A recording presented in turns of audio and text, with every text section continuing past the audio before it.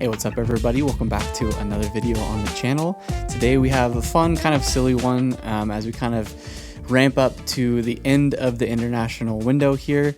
We're going to do a tier list of essentially how we feel these players fit into the squad and the project as a whole.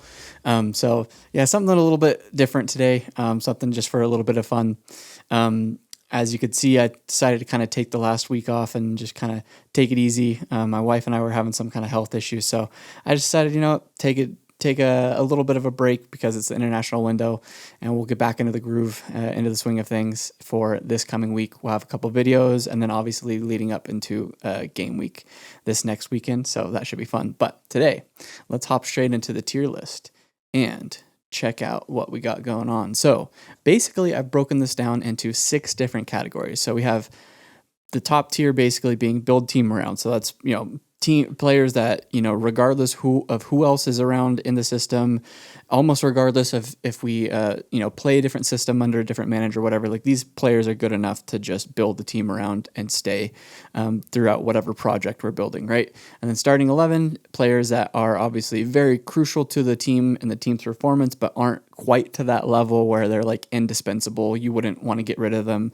under any circumstances. And then we have squad player, which is obviously the player that's in rotation, could be starting some matches, could be just good depth. They're definitely going to be looking into getting into the starting 11 conversation more often. And then we have give them more time, which I've kind of set up because looking through the squad, we have a couple players that either if they're young and haven't really broken through yet, but are still, a good prospect, maybe we'll put them in there. Or players that could be on loan and we really haven't seen much of. So I'm sure you can know who I'm thinking of there. And then we have probably sell, which just means that like they could be probably in that squad player tier. But in my opinion, I think we probably could get rid of them and it'd be better for their project overall. And then move on, which is basically just like, I don't really see what they're doing here. We probably can't get much out of them financially. So like we kind of just got to part ways at that point. So in really no particular order, let's kind of just get started and we'll start here at the very top, which is Xavi, which I think goes straight into the build team around category. If we've watched, any of the games this season where he started at the number 10, I personally think that he is a player you'd want to build a team around. Now, he hasn't quite settled into like the superstar level that, a lot of people expected him just to be at, hit the ground running and be at immediately. But you can definitely see the flashes of how good he can be in the system if we, give him the time and give him the ability to grow and mature in this system. So I think he's a build team around. Some people might disagree with that, but it's also very early on in his time at Tottenham. So I'm going to go with build team around. That's what I feel like. And with all of these, I would love to know your guys' opinions. So please leave comments down below. Please let me know what you guys think about these players and where they fit into the overall project. So the next one, same for me, pretty much exactly the same. Mohamed Kudus, I think that he has been our best attacking player by far this season. He's had the most contributions. We've done the most through him. He's performed the best consistently. I think that he's a player and still only just barely 25. Like we should be building the team around him and playing him in whatever formation, whatever starting lineup. And I think Thomas Frank seems to agree as well because he's played him. I think he started pretty much every single game that wasn't like a full rotation game.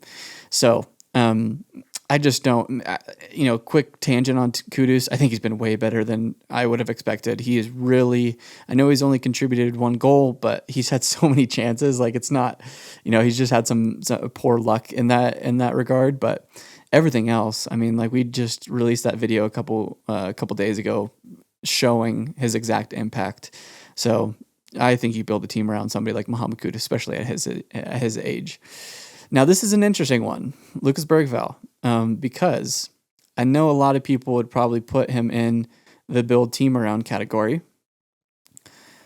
and I'm tempted to do that. For me, he's kind of in here. He's between these 2 tiers. But ultimately, what I think that he is more I think he's more of a starting 11 player, meaning that or I'm almost talking myself out of it. This is a tough one because he has so much upside.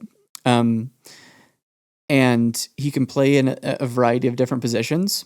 He's still so young. Um, but my main hesitation with him is that, like, I think that if we're looking to like take that next step, he still has to develop in some areas quite a bit for us to like basically say build the team around. I think the main hesitation is that like Muhammad Kudus is already pretty much elite level. Xavi Simmons is not quite elite level, but he's like just that tier under. Like he can get to that elite level as he integrates with the squad more. Lucas Bergvall still hasn't quite got to that elite level, but he's close. So you know what? Let's be generous. I think potential wise, you would want to build the team around him. So let's go with that. I think I talked myself into that. Okay, Randall Colomawani. He was, if you didn't catch on earlier, the lone player that I just didn't really know what to do with. So we built a tier basically for him and a couple other players to say give him more time because, like, you know, I did that whole video earlier in the season where I broke down, before he even started playing, broke down all the contributions that I thought he could bring to the table and like the kind of profile of player that he could be. And like, I think he could be an elite level striker, but he hasn't played at all. He played those, you know, a couple minutes in a Premier League match. I think a couple minutes at the end of the Champions League match. And he's been injured with a dead leg that apparently has cost him 2-3 weeks, which is crazy. But so him, I don't know, man. It's really weird because if I would have done this tier list before the start of the season, like right after the transfer window closed, I would have almost put him into starting 11 or build team around. Like if we got the player that he was at Juve last season, I think that's where he deserves to be, but he hasn't played at all. So I say give him more time. Okay, next, João Palhinha, another lone player, but a player who I personally think we should be signing. Talked about that in my last video or one of the last videos. Now, right now, I think he's a starting 11 player. I think he should be playing almost every match. But moving forward, how I see this, because this is more about the project than this current season, I think he's a great squad player to have. Like he's right on the verge of being in starting 11 for me. I think that he is a player that is really elite at a couple things, tackling, ball winning, all that kind of stuff. Is pretty decent at a couple other things, and then really isn't great as like a progressor or anything like that. But we've seen him play a lot in that midfield in a double pivot, sometimes at a single pivot, not quite as much. But then we've also seen him play as center back. So I think that we should definitely be making his move permanent, and then he would be a great squad player for the future of this project.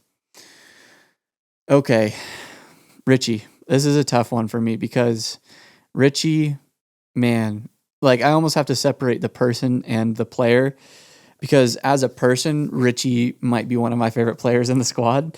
Like his character, what he brings to the team, his goofiness. Like, I love every time somebody gets a man of a match award, he's always taking a picture with it. And then just as like a person, his off the pitch as well, he seems like a fantastic guy. But on the pitch, it's like you almost have to separate it into two categories again, because it's like when he's playing and healthy and fit, he's definitely a squad player for me and almost verging on starting 11. But we don't see that enough. And then he does kind of go through these, it almost seems like he goes through these healthy purple patches where he's scoring and playing well and then healthy. And then either like confidence wise or injury wise, he kind of just falls into a rut for another month or so and you don't see much out of him. But what I will say with this project is that he is a pretty great backup. Like if he was willing to just be a straight up backup, play 20 games a season or whatever it may be, maybe 30, but you're only playing a couple minutes in those ones. But ultimately, if we head back over here and actually make a decision, we have a few strikers on the roster. I think we could get better in that position as well, depending on how Dom looks when he's back healthy. It hurts me to say it, but like objectively, I think it's probably best if we tried to sell him in the summer. And I know there was that reporting that just came out saying that Orlando City, and closer to my neck of the woods here in the States, um, is interested in really making a push for him in the summer. In my opinion, I think he's still like European quality. He could play basically anywhere from us below in the Premier League, and also like basically any other club in Europe other than maybe the elite of the elite. So I don't see him making that move right now. It just seems like a poor move for his future, where he could probably, like he would kill it. Like you see what Sonny's doing right now in MLS with LAFC. He's like absolutely dominating, like peak like Messi and La Liga levels of domination right now, which shows that he was still, a level above that for sure.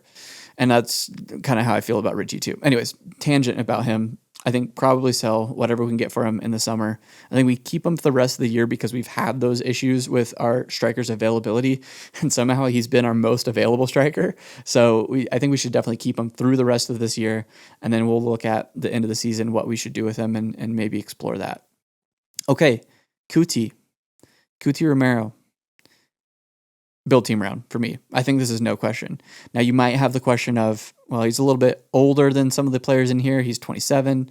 But really, like, that's not old for center back standards. Center backs, they can go into their mid to late 30s and still be phenomenal.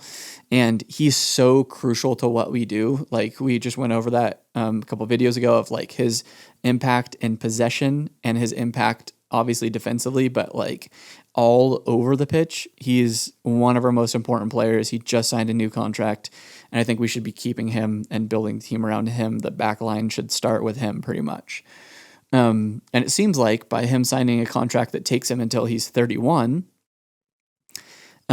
obviously you never know what could happen. He could, a big club could come in and want to take him, but he is kind of entering that phase of his career where he's like really in his prime and he wants to stay here, it seems like. So I think we'll get him through definitely the next couple of seasons, and then we'll see after that. But for me, build team around for sure.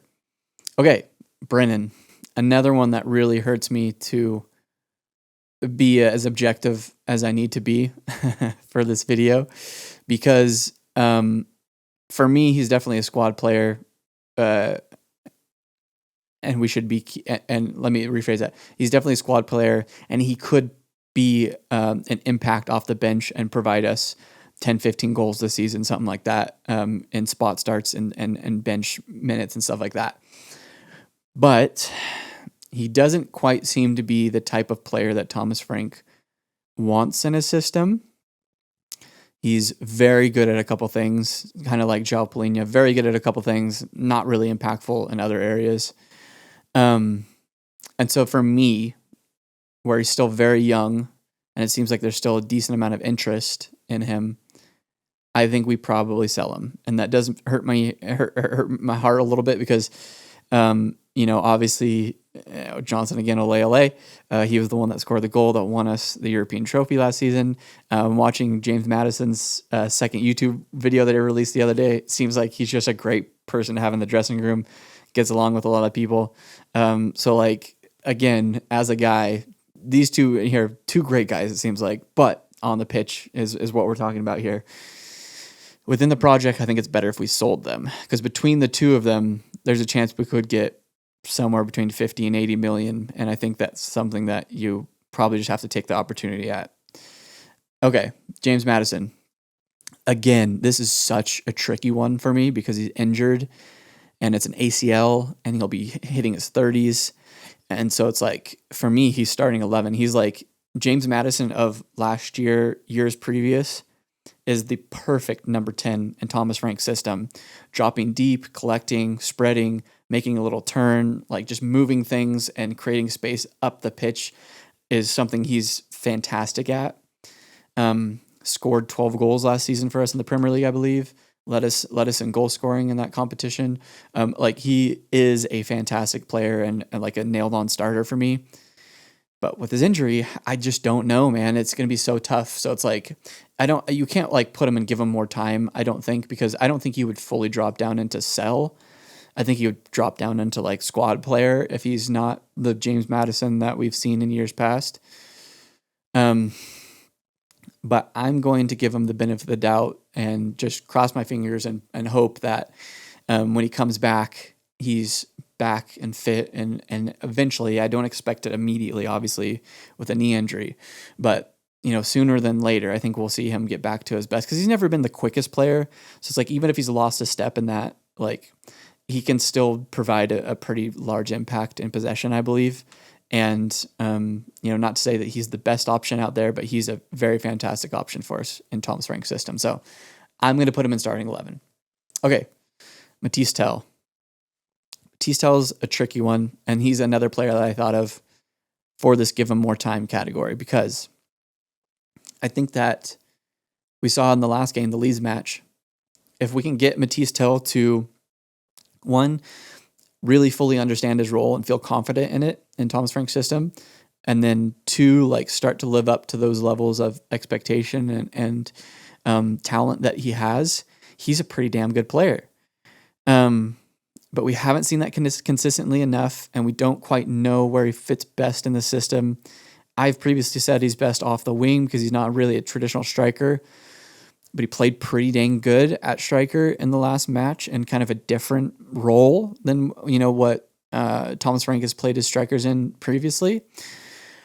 So for me, he's a give him more time that would then be, potentially starting 11 to squad player if he reaches the heights that he could. Like, he could be a starting 11 type player. For me, I think we just got to put him and give him more time because I'm definitely not ready to fully move on from him right now. I think that's absurd if you want to just completely move on from him at this point. Okay, same with Dominic Solanke. He's a tough one because he should be starting 11. He should be our starting striker week in and week out. But we've seen him kind of drop into squad player at times, and he's also been injured for pretty much all of this season and a big chunk of last season. So it's like, I don't want to sell him. I don't think we're going that direction.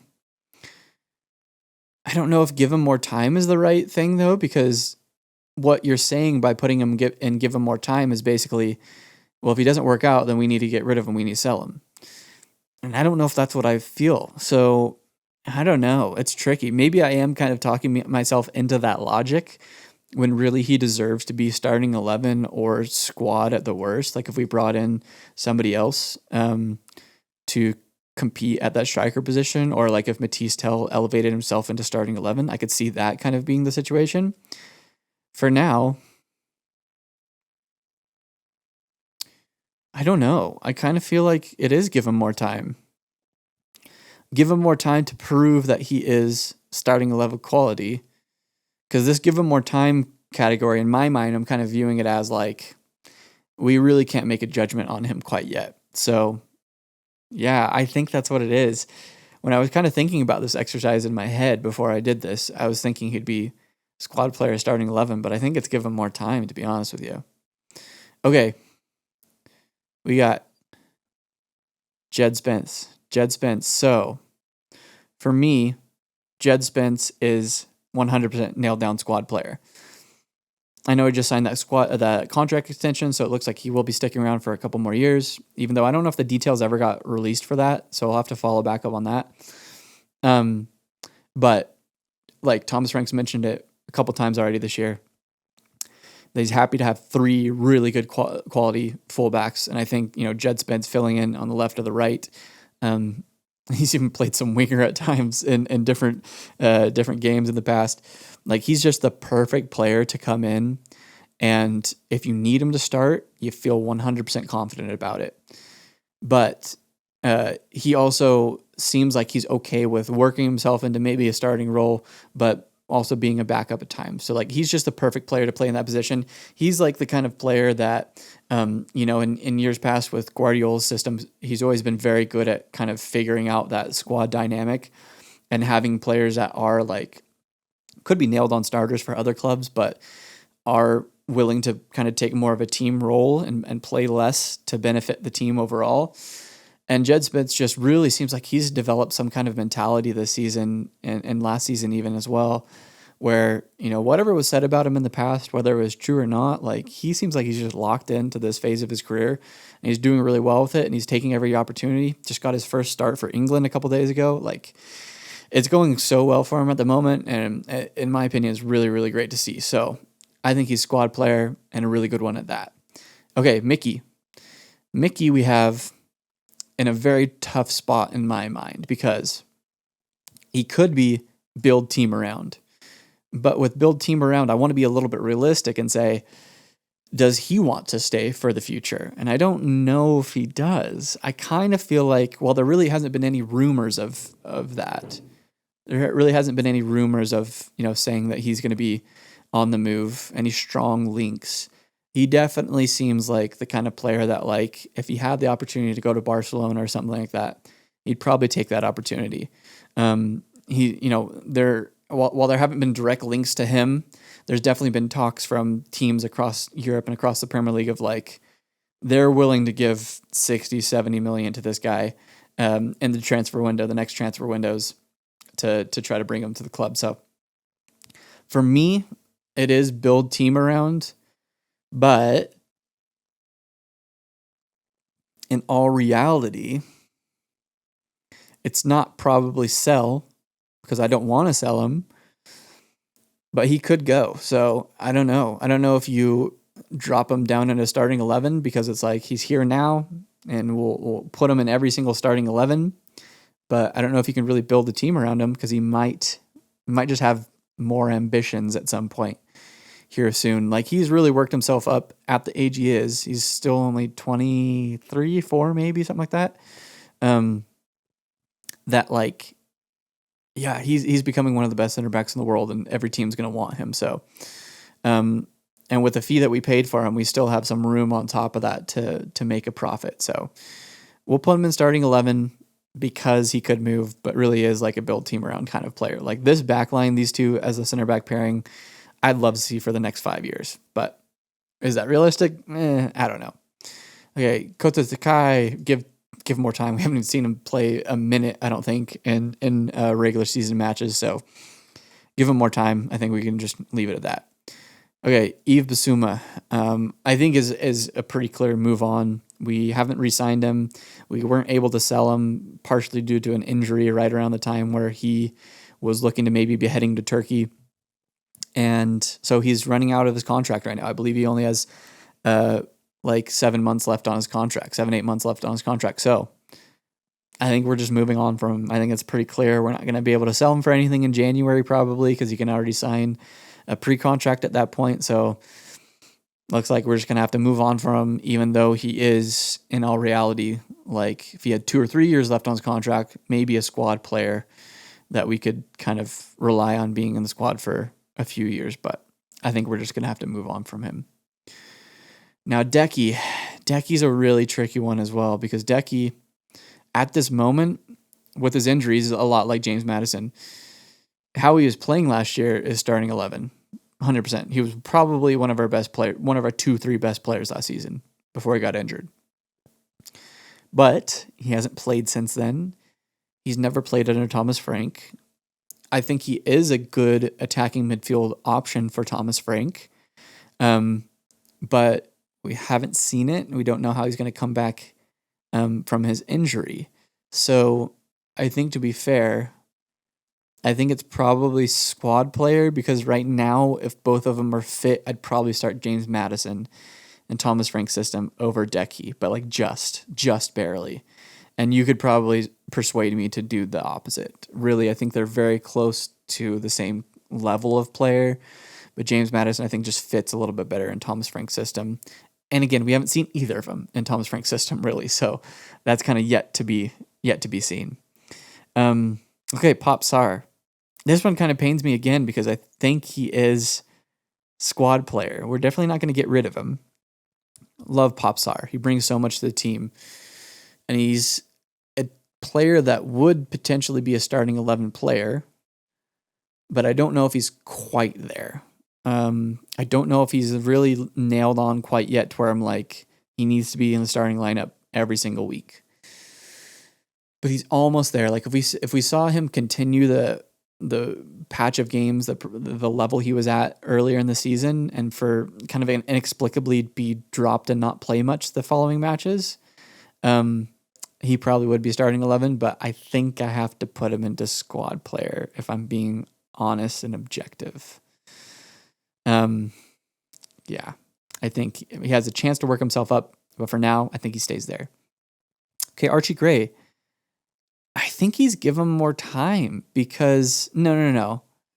I think he's squad player. I'm saying I think where my initial reaction to put him and give him more time is because we don't know what his best position is. He hasn't really played a ton under Thomas Frank. Obviously played a ton last season for and at center back, which is out of position for him.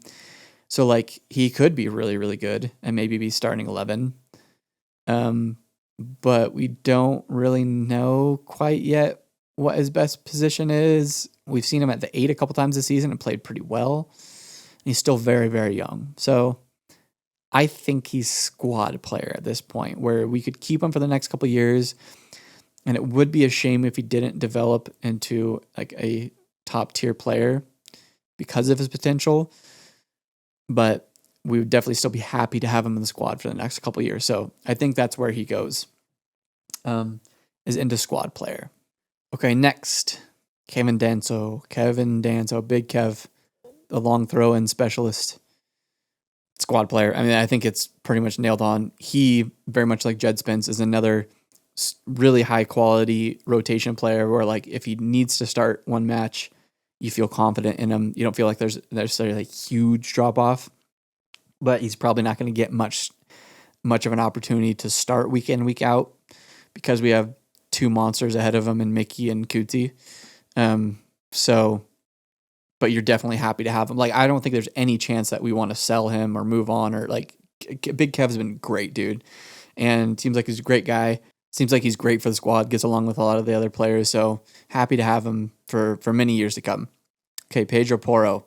For me, it's starting 11. And I can't believe that there's people that think that he is not a starting 11 quality player and we should be moving on from him.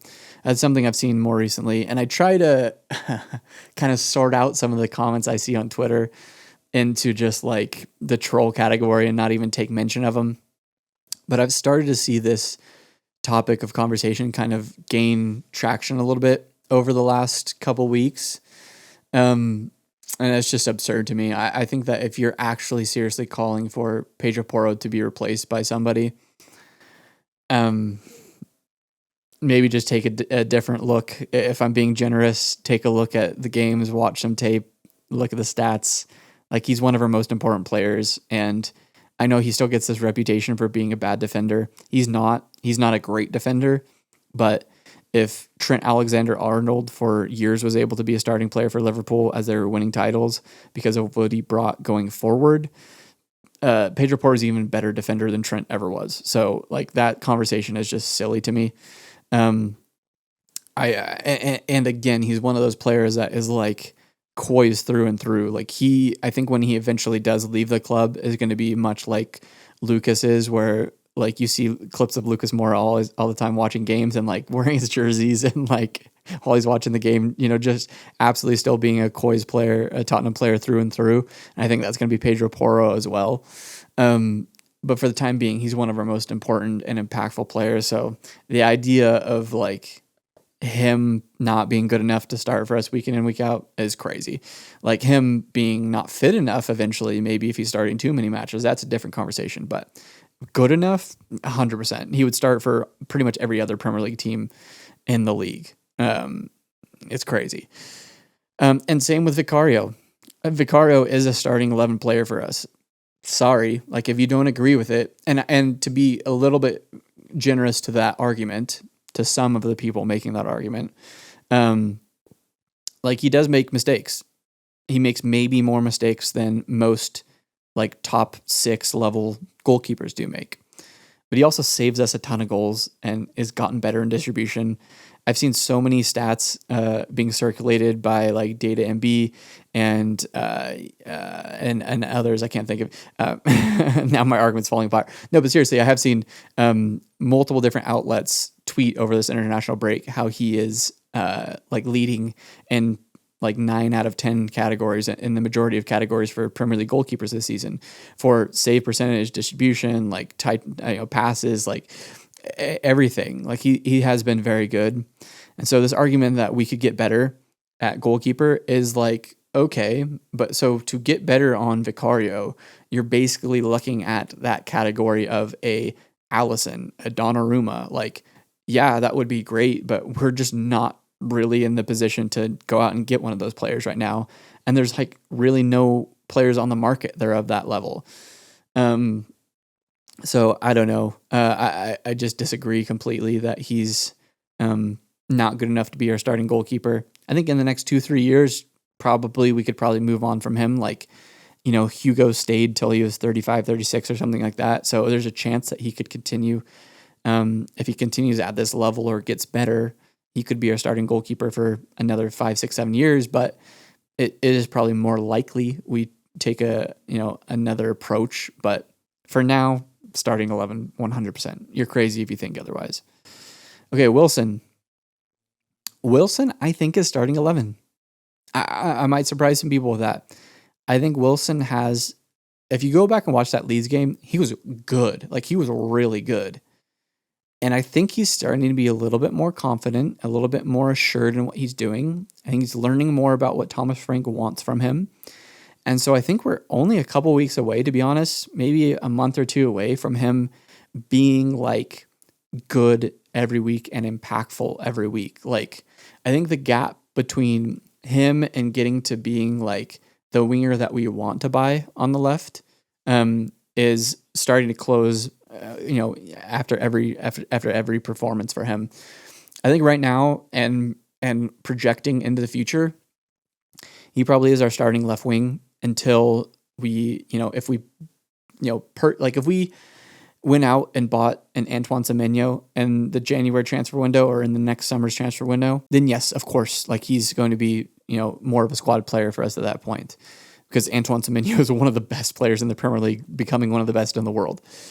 But like, besides that, like, he is good enough. I think at this last season, he didn't play a ton. And we also were like, he's probably not good enough to be a starting level winger for us. I think he's elevated this season and at least is starting to get to that point where we feel comfortable when Wilson's starting. Like, he can provide an impact to the team and he's starting to show signs of really being able to contribute. So I have high hopes for him. I think he'll be good moving forward for us. Okay, Destiny. Destiny's another one very similar to Mickey for me, where I think he's probably starting 11 for now. Because I could see a team, like right now, the past couple games, as he's gotten fit and back into the swing of things, Destiny's fantastic, dude. Destiny is absolutely performing back to his best and is one of the best fullbacks in the league. Which makes me think that with fullback being such a scarce position in the global market, that like there's not a ton of players that play up to his level week in, week out. I think that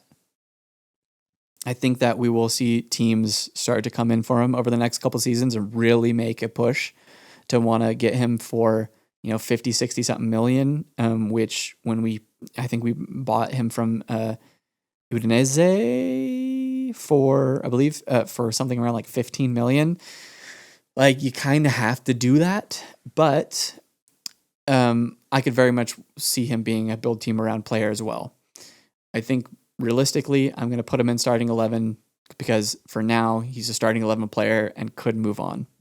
I think that's kind of the read that I get on Destiny. Okay, Radu, another one where it's like we haven't seen him because he's been injured, so we don't know how he's going to play in Thomas Frank's system.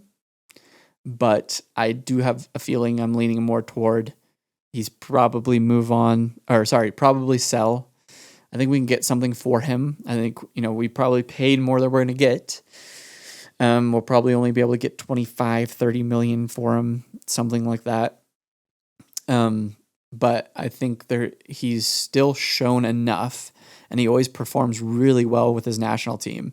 Where like I could see a window next season, or I could see it happening next season where he plays really good if Romania get to the World Cup. I'm not sure if they're qualified or not. I don't think any of the UEFA teams are qualified at this point. So like he could be at the World Cup, play really well. We'd be like, yeah, we're kind of going to move on from him. That's fine. And so he could pretty easily move in next summer's transfer window. As for now, I don't know. We'll have to see how he plays the rest of the season because he's probably going to be back to the team in the next couple weeks, I believe, because it's probably been about 2-3 weeks where he's been just training and integrating back into the squad. So I wouldn't be surprised that before October's over, we do see him get some minutes in some games. But eventually I think we're probably going to sell and have to move on from him. Okay, Rodrigo Bentancur. This is an interesting one for me because 2 weeks ago I would have said, move on. His contract's running out. We're not going to sell him. I don't think that we'd want to re-sign him because we have players like Archie and Lucas who we want to try to get more time to. Pop is still, not getting probably as many minutes as he should be getting. So it's probably just best to free up some space in that midfield room and give it to the younger guys. But we signed him to a new contract. And there's speculation that's just to protect his value and that we're still going to try to get rid of him, but we can actually get a fee for him at this point since we signed him into a new contract. I don't know what's going on behind the scenes, but my read of it is we should probably sell him. Now that he's not just a full-on move on, I think we should still probably we should probably still try to get rid of him. So we can free up space for those other players I just mentioned. So for me, sell. The contract thing is somewhat confusing unless it's just to retain his value. But in my opinion, it definitely should not be to keep him at the squad for another 2-3 years. I just don't see that unless you explicitly told him that, hey, you're playing a lot right now, but as these younger guys integrate and get more minutes, you're going to be playing 15, 20 games a season. If he's okay with that, then I guess we can keep him at the squad. I don't know what salary's on, but I would probably sell him. Kinski, squad player. For me, I just kind of outlined everything I feel about Vicario and his position at this time. I don't think he's a give him more time, really, because we don't have any other backup goalkeepers, really. And I don't really see the need to bring in another backup goalkeeper because, he's obviously very good at distribution, not really the best shot stopper, which is the biggest argument why it's confusing me why people want him to be our starter because he hasn't really shown that he's a great shot stopper, but still very young. So for now, I think he's kind of just a squad player and he'll get minutes at some point. But I do get the argument of he's a young, pretty high prospect at goalkeeper. So you should be giving him a lot of minutes and try to either work him into the squad or sell him at that point. Because by not playing him a ton, we're just kind of killing his value, even though we didn't purchase him for all that much. But his sell on value is just going to go down if you don't play him all that much. But with the squad that we have now, I think we kind of have to put him in squad player, in my opinion. And then if we brought in another goalkeeper, then we could kind of talk about his position. Benny boy, I think we just need to move on. I think that it's time. Honestly, I think the rest of these players here, Dane Scarlett as well, I think we just need to move on. We're not going to get much out of him if we try to sell him. Brandon Austin, he's our third keeper at the moment. Seems like he doesn't really want to move on. He seems like he's happy to be here, but I don't see the point of him in the squad. There's other goalkeepers that are coming up in the youth system that we should probably give more minutes to. So it's probably just time to move on. And then this last player, I didn't make this tier list. I just kind of grabbed it because I was not bothered to put all these players in. And so I don't know who this is. So I don't know if this is a youth player. I can't blow the picture up large enough to know who this is. So if you spot who this player is, let me know. But we're just going to leave him out of this for now. So this is our tier list for now. What do you guys think about it? Who would you change? I'm sure you guys would change some players. It is good to see that the distribution of this is more so pushing up to the top where we have more squad players, starting 11 and build team around level players. Because if I was to have done this a couple of seasons ago, when we were in the midst of Eric Dyers and Højbjergs and those kind of players in the squad, making up the majority of the squad, everyone would have been way down here in this kind of section. So it's good to see that the squad has gotten a lot better in years past and that we have more players that are trending toward the future than we do players that we want to move on from. So anyways, that's it for this one. Kind of a long one, but hopefully it was a fun one for you guys to watch. Hope you enjoyed it. Next week we'll be doing a couple other analysis videos, and then we'll be doing obviously kind of our back to the week in, week out content with the previews and analysis videos, post game reactions, and all that kind of good stuff. So, yeah, really looking forward to this next week. We got some good games coming up. It's been I haven't watched a ton of soccer this international window, just because some of the games really I haven't really been all that interested in them. I've been watching a lot more baseball actually recently because here in the States, I'm a Giants fan, but I'm also kind of a Mariners fan because I've always loved going to Seattle. That's something I always loved growing up. And then now kind of my wife and I, that's something we both enjoy doing. And so Mariners making it to their first LCS since 2001. It was fun to kind of catch up on that. So I've been watching a lot of baseball, some American football, this and that. But we'll be getting back into some really good games next weekend in the soccer window. So excited for that. We'll catch you guys in the next one. Take care. Bye.